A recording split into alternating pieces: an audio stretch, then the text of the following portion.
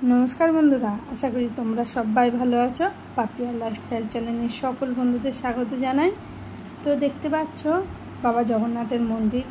जगन्नाथ मंदिरे गेছি তোমরা মনে করছো না না কোথায় যাচ্ছি, তার জন্য তোমাদের পুরো ভিডিওটা দেখতে হবে, তো স্কিপ না করে তো শেষ পর্যন্ত থাকো, থাকলেই দেখতে পাবে যে আমি কোথায় যাচ্ছি। আমরা স্কুটি করেই যাচ্ছি, চারজন আছি একটা স্কুটিতে। তো যাই হোক, কোথায় যাচ্ছি এবারে তোমাদের আসল কথাটা বলি, শোনো ভালো করে।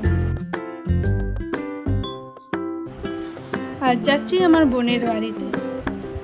বোন আমার থেকে 13 বছরের ছোট। আমি যখন ক্লাস 7-এ পড়ি তখন আমার বোন হয়েছে।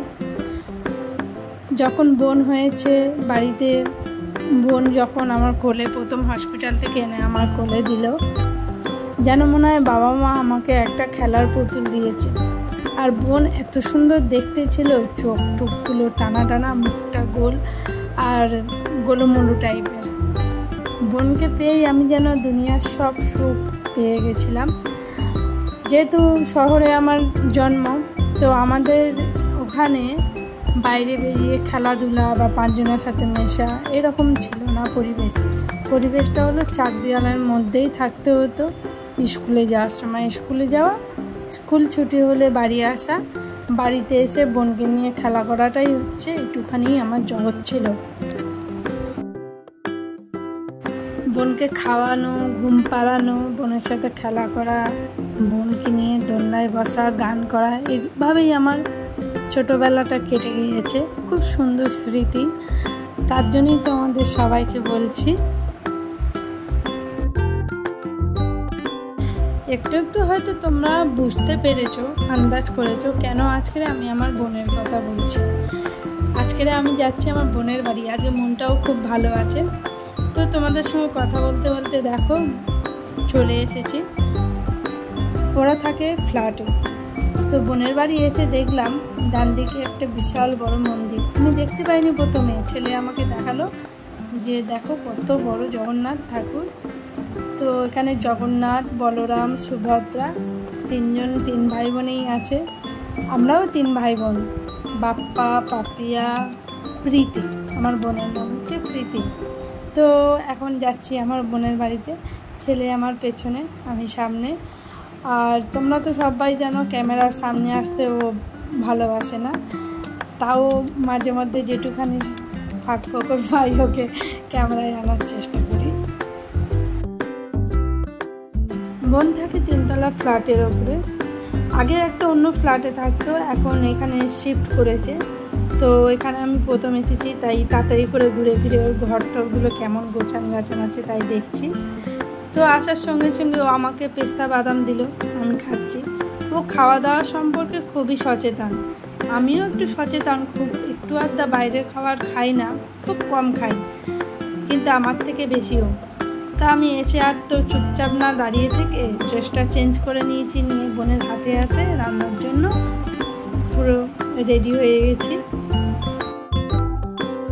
বোন তো রেগে গিয়েছে, বলে তুই এসেছিস, তুই বস, তুই কিচ্ছু করবি না, আমি তোকে আজকে রান্না করে খাওয়াবো, সবসময় তুই কাজ করিস।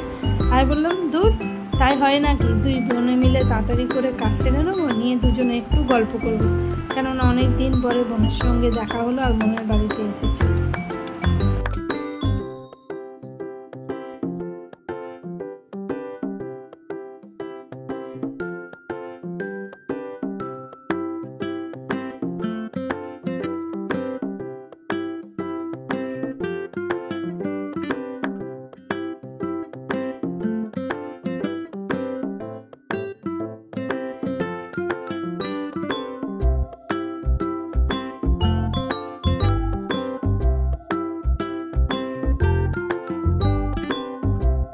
দেখতে দেখতে আমার বোন কত বড় হয়ে গেছে। বোনের বিয়ে হয়ে গেছে 2 বছর হলো। বোনের বিয়ে হয়েছে বাবাইয়ের সঙ্গে, পাশে ওই যে বাবাই রয়েছে দেখা যাচ্ছে। ভাই আমার থেকে বয়সে অনেকই ছোট, তাই ওর নাম ধরে আমি ডাকি বা ভাই বলেই ডাকি।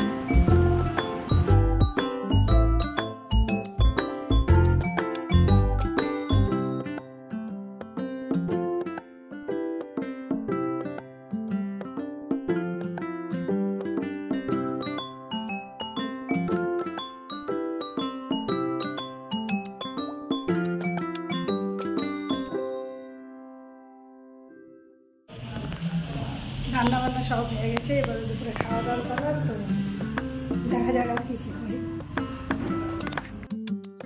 তো আর একজনের কাণ্ড দেখো, ল্যাপটপের ভেতর ঢুকে মুভি দেখছে, কোনো খেয়ালই নেই খাবে কখন কখন কী করবে ও নিজেই জানে না।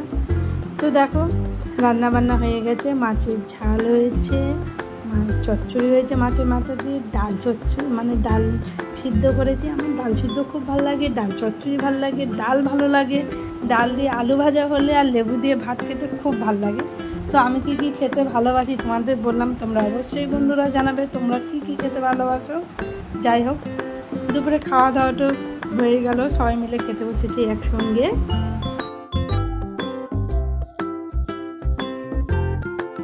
সন্ধ্যেবেলায় জগন্নাথ মন্দিরে জোরে জোরে ঘন্টা বাজছে আর পুজো হচ্ছে, আরতি হচ্ছে। আমি তাই দেখে 3 তলার ওপর থেকে ছুটতে নিচে নেমে এসেছি। এসে দেখলাম এখানকার লোক কেউ মন্দিরে বসে না, কিন্তু আমার ঠাকুরের প্রতি একটু শ্রদ্ধা আছে, শ্রদ্ধা ভক্তি আছে, আমি মানি এইগুলোকে, তাই আমি ছুটতে নিচে নেমে আসলাম। তাই ঠাকুরের আরতি হচ্ছে তোমাদের দেখালাম। এদিকে সন্ধ্যাবেলায় সবাই মিলে ল্যাপটপে মুভি দেখছি, এদিকে চিড়ে ভাজা হয়েছে, পপকর্নও হয়েছে। রাতের খাবার হয়েছিল ঘুগনি আর হচ্ছে রুটি। তো তোমাদের কেমন লাগলো ব্লগটা, আমার বোনের বাড়ি কেমন লাগলো অবশ্যই কমেন্টে জানাবে। দেখা হবে নেক্সট ভিডিও।